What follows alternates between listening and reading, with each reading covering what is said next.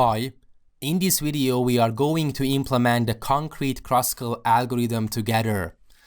So the Kruskal algorithm is going to have a single method, public void spanning tree. It's going to get a list of vertices, for example, vertex list, and it's going to get a list of edges. It's going to be the edge list. Okay, of course we have to import the java.util.list. First, we have to create the disjoint set. The name will be disjoint set is equal to a new disjoint set, and we have to define the vertex list as parameter. Okay. Then I'm going to create a list of edges for basically the minimum spanning tree is equal to a new array list. Okay. Then we have to sort the edges in ascending order according to the edge weights. So that's why we have to implement this comparable interface with the edge class, because we would like to sort it according to the weight. So that's why we have specified this compare to method like this. So we are going to use the collections.sort, and we would like to sort, of course, the edge list. Okay, and then we are going to iterate through all the edges, so the edge list. So basically we consider all the edges in ascending order, because after this sort operation the edge list will be sorted, and basically we just have to check whether adding this edge would form a cycle or not. And this is why disjoint set has been implemented, because we are able to check whether adding this new edge to the minimum spanning tree would form a cycle or not. If it's form a cycle, then we are going to discard this edge and not going to add it to the minimum spanning tree. Otherwise, we are going to include it in the minimum spanning tree. So first we are going to get the start vertex, I denoted with u, so edge.get start vertex. I'm going to have the v as the edge.get target vertex.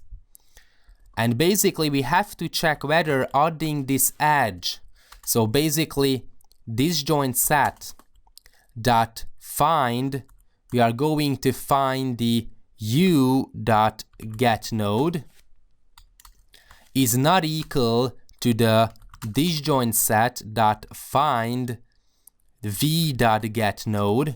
What does it mean? That they are not in the same disjoint set. And what does it mean? That basically this edge can be added to the minimum spanning tree. Adding this edge is not going to form a cycle.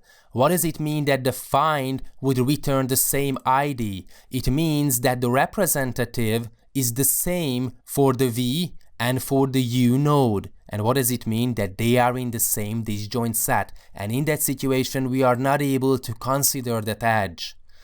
So basically, if they are not equal, it means that we are able to add the minimum spanning tree dot add the edge. We are able to include this edge in the minimum spanning tree. And basically, we just have to union the u.get node. We have to merge the two disjoint sets together, and v.get node. So basically, as I said earlier, the implementation after implementing the disjoint set, the node, and so on is very straightforward, and I think it is very resembles to the pseudocode. Okay, basically that's all about the Kruskal algorithm. Very compact. And in the end, I'm just going to print out. So for edge in the minimum spanning tree, I'm just going to print out that the edge.get start vertex plus the, for example, some spacing, okay, plus the edge.get target vertex plus some spacing again.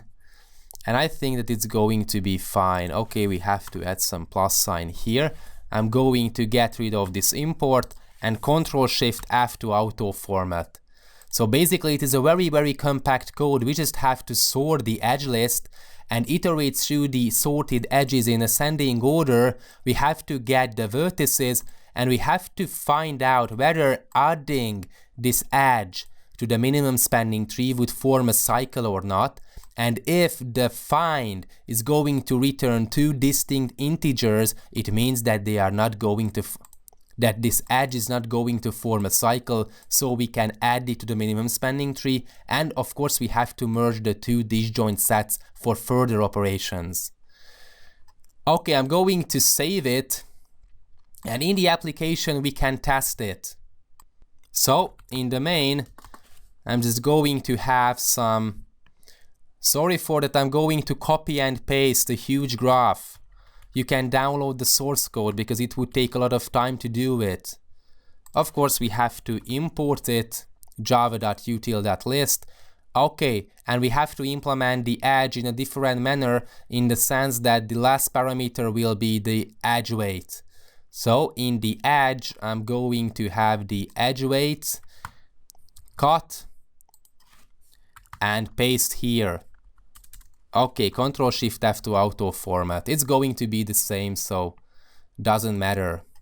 And let's see whether it's working fine or not. So basically the minimum spanning tree is going to have the AC, BD, CD, FG, DG, FH, and the DE edges. What does it mean? For example, AC means that the edge between A and C.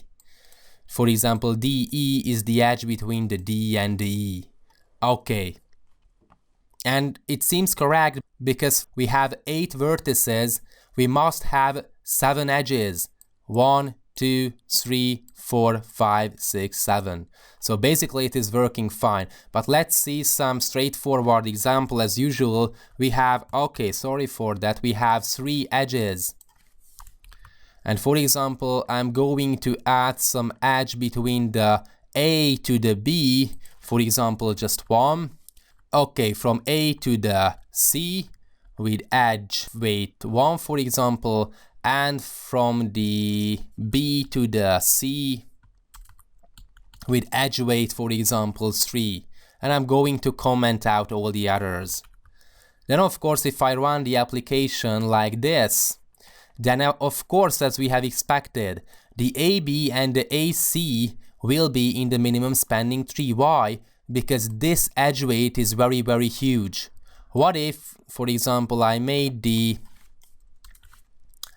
edge between the A and the C is very great, then of course this AC is going to be missing from the minimum spanning tree, and the AB and the BC are present. So basically it's working fine on huge graphs, it's working fine on small graphs, and what's very important I think is this disjoint set implementation. I've been looking for this disjoint set implementation for a while, and I think that it's quite good. Okay, maybe we could implement these nodes related parameters into the vertex, but as far as I am concerned, it seems a bit better solution to extract those variables into a node class, because we can separate it in the sense that this vertex is the vertex in the physical graph, but this node is basically just a virtual node in the sense that it is the component of the disjoint set, and we are going to assign the disjoint set to every vertex in the graph at the beginning. So that's why this make set is going to iterate through all the vertices, going to create a distinct node, and going to set the node for every vertex. Okay, so this is how we implement the Kruskal algorithm, and again it is a very compact code, basically like a pseudocode. Okay, we have to create a disjoint set, then we have to create the minimum spanning tree to be able to track it, then we have to sort the edges according to the edge weights, then we have to iterate through all the edges, and with the help of the disjoint set we are able to decide in order 1, so constant time complexity, whether adding this new edge would form a cycle or not. If it wouldn't form a cycle, then add it to the minimum spanning tree, otherwise just keep going. And basically we have to merge or union the two disjoint sets on every iteration. So basically that's all about the Kruskal implementation. I think that it is a very beautiful algorithm, by the way, and can be used in several fields, for example k-means clustering, data analysis and so on, so definitely worth understanding. Hope I could help a bit. Thanks for watching.